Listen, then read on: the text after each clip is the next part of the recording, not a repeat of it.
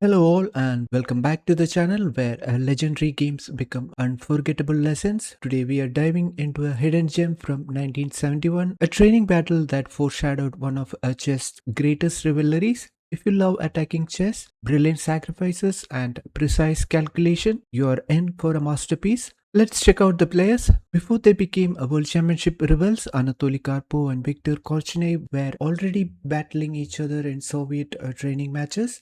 Anatoly Karpov, the future 12th world chess champion, famous for his positional mastery, impeccable technique, and squeezing wins from seemingly equal positions. Rarely known as an attacking player, but games like this prove he could attack with the very best. And Viktor Korchnoi, one of the strongest players never to become world champion. He's a tactical genius, extraordinary defender, a fierce competitor who later challenged Karpov twice for the world championship. This training game shows Karpov unleashing a direct kingside assault long before he became famous for quiet positional victories. Now playing with white, Karpov goes for e4 and e6. The French defense, black immediately challenges white's center while preparing d5. Now d4, d5. Both players occupy the center. The strategic battle begins. Now knight to d2. The Tarrasch Variation. White avoids the pin from bishop to b4 while supporting e4. Now c5. Immediate pressure on d4. Classic French counterplay. Knight g to f3. Natural development supports e5 and prepares kingside castling if necessary. Now knight to c6. Now it's the Eucharis line, more pressure against d4, everything follows classical principles. Now e takes d5, Karpov chooses simplification, it turns out to be the Tarrasch open delayed exchange and it's a mainline variation. Instead of locking the center, he opens it. Now e takes d5, black recaptures, now the position resembles an isolated queen-pawn structure. Now bishop to b5. Excellent development. The bishop pins the knight and increases pressure. Now bishop to d6. Active development. Black aims directly on h2. Now d takes e5, attacking the bishop. Karpov grabs the pawn. Queen to e7 check. Immediate tactical resource. The king is forced to react. Now queen to e2. Simple move. Queens are offered for exchange. Now bishop takes c5. Black recovers the pawn. Material equality restored. Now knight to b3, attacking the bishop and gaining space. Now bishop to b6. The bishop retreats while staying active. Now knight to e5. Excellent centralization. Now white controls important squares.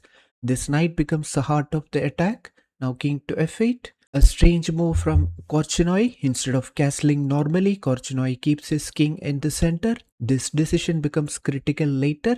Bishop to f4. Developing with tempo, I c7 and e5. Now queen to f6, counterattacking f2. Korchnoi looks for tactical opportunities. Now bishop to g3, maintains a bishop activity. Now h5, aggressive move. Black wants to play h4 and h4, stopping the pawn immediately. Excellent prophylaxis move from Karpov. Knight g to e7, development continues and queenside castling. Now the plans become clear. Opposite side castling means attack. White will attack on the king side and black will attack on the queen side. The race now begins. Knight takes e5, removing white's centralized knight, and bishop takes e5 with an attack. The bishop happily replaces it. Now queen takes f2. This is a greedy move. Korchnoi grabs a pawn, but now his queen is far from defending the king. This is the first serious mistake. Now bishop takes g7 with a check and attacking the rook on h8. The first brilliant move, a bishop sacrifice, because opening the king matters far more than material. And what happens if black declines? He simply loses material. So king takes g7. This is a force move. Now queen takes e7. Beautiful move. The queen enters the attack. White has regained material and increased activity enormously. Now bishop to f5. Trying to complete a development. Now queen to e5 check. The king begins to run. Now f6, attacking the queen and hiding the check. And this is a force move. Now queen to e7 check. Another check. Notice Karpov repeats only because every move improves his position. Now king to g6. The king steps forward, already dangerous. Now rook to d2. Attacking the queen on f2. Excellent rook lift. Instead of rushing, Karpov calmly brings another attacker. This is championship level patience. Now bishop to e3. Counterplay. The bishop attacks. Now it's pinned. Now rook to f1, attacking the queen on f2. Another precise move, every white piece joins the attack. Now bishop takes d2 with check. Black eliminates one attacker. Now knight takes d2. White recaptures, the knight becomes active again. Now queen to d4, trying to exchange queens, a defensive idea from Korchnoi. Should white trade queens? Absolutely not, attacks require queens. Now Karpov plays rook takes f5, a stunning exchange sacrifice. This is the move that transforms the game into a masterpiece. White ignores everything, only one target matters, that is the black king. Now king takes f5, it's a force move. Now bishop to d3 check. Perfect move. Another piece joins the attack. Every move is a check or a threat. Now king to f4. The king continues marching. Now queen to d6 check. The queen dominates. Now queen to e5, blocking the check. Now queen to b4 check. Excellent switching. The queen attacks from another angle. Now d4, hiding the check. Black finally creates counterplay, but it's too late. Now knight to e4. A fantastic move from Karpov. The knight controls escape squares. Now king to f5. The king keeps running. Now queen takes b7. Karpov calmly wins another pawn. Also attacks the rook. Beautiful multitasking. Now king to g4. Trying to escape. Meanwhile attacking the pawn on h4. Now bishop to e2 check. Driving the king further. Now king takes h4. Greedy again. Black grabs another pawn, but every pawn costs time. Now g3 check. Wonderful move, opening more lines. Now king to h3. This is a force move. Knight to f2 check. A spectacular regrouping. The knight returns with a check. Now escape squares disappear. Now king to h2. The only move. Now queen to h1 check. Brilliant move. The queen enters the corner. Now king takes g3. Black takes yet another pawn, but now there is no escape. Now knight to e4 check. The knight delivers another check. Beautiful coordination. Now king to f4, the last square. And now queen to f3 checkmate. Absolute perfection. Every white piece contributes. The king has nowhere to go.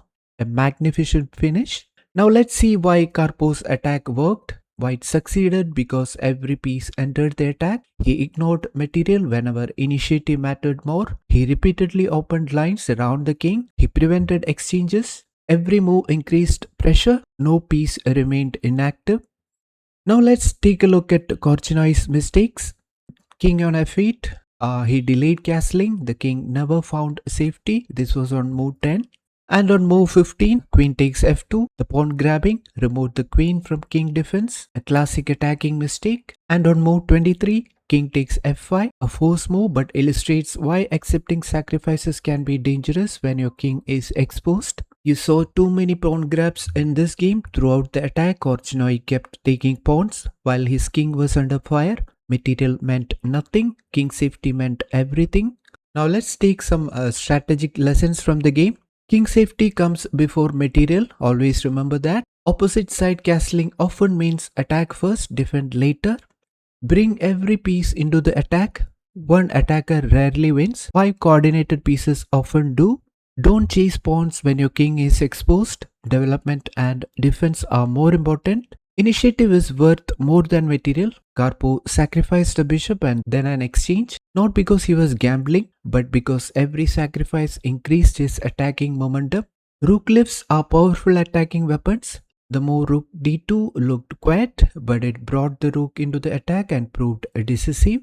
Calculate forcing moves. Checks, captures and threats drove Korchnoi's king across the board without allowing him time to regroup. So this game is a reminder that Anatoly Karpov was far more than a positional genius. When the position demanded it, he attacked with breathtaking precision, sacrificing material to unleash a relentless king hunt against one of the greatest defenders in chess history. He demonstrated that initiative, coordination and accurate calculation can outweigh even significant material deficits. What an incredible attacking display. If this game changed the way you think about initiative and king safety, let me know your favorite move in the comments. Was it the brilliant bishop sacrifice with bishop takes g7 check? Or is it the fearless exchange sacrifice rook takes f5? Or the elegant checkmate queen to f3? So don't forget to like this video, subscribe for more legendary chess masterpieces and hit the notification bell so you never miss another deep game analysis. Until next time, keep calculating, keep improving, and I'll see you in the next board.